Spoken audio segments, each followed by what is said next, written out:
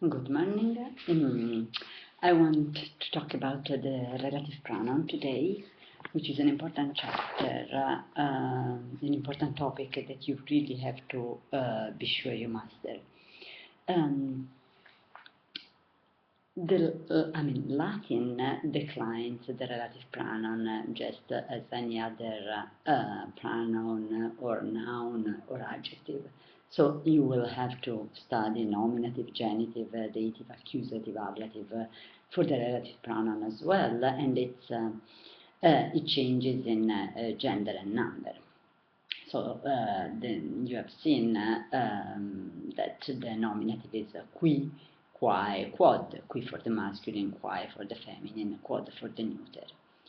It should not surprise you that the relative pronoun has a declension, so different forms for genitive, dative, accusative, and ablative, because you have basically the same in English, even if in English you have fewer forms. But for example, you have the genitive whose for the relative pronoun. So if you want to say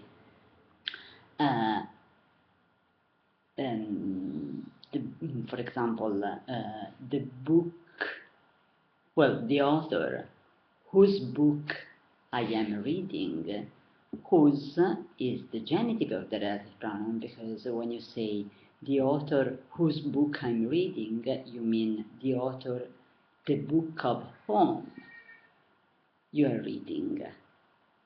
And so that is the genitive. Or, for example, the author to whom I'm giving a book, it's the dative. To whom, so the relative pronoun takes a different form. It's not who like nominative, but it's whom, to whom. Or if you see the park, let's say the man whom I am seeing, whom is the direct object of the verb to see, and so the relative pronoun in English changes from who to whom. The M gives you, just as in Latin in this case, the notion that it is accusative, it's an object rather than subject. Who is the subject, whom is the object. Okay, then you use it also to whom, by whom, okay, in English. So the use is basically the same. You have to consider the function of the relative pronoun in a specific sentence and decline it according to it. I suggest that you read very carefully the chapter in Willocks.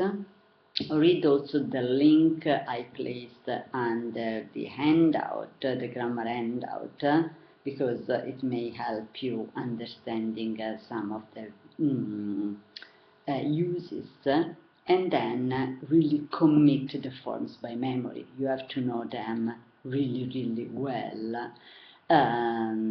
Just as in the same way in which you studied hic, haec, hoc is id, so you have to do qui, quae, quod in the same way. Memorize it, say it aloud until you know it like this.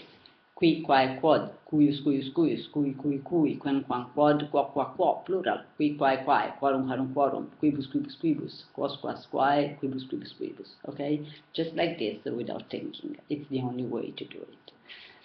If you click on the link I place under grammar handout, you will find another detailed explanation of the uses, plus some exercises for which you have keys at the bottom. I urge you to do those exercises before translating the sentences that you have to submit for today, because it will definitely help you. Okay? As usual, write me if you have any questions. Otherwise, we'll meet tomorrow for the next chapter. Bye.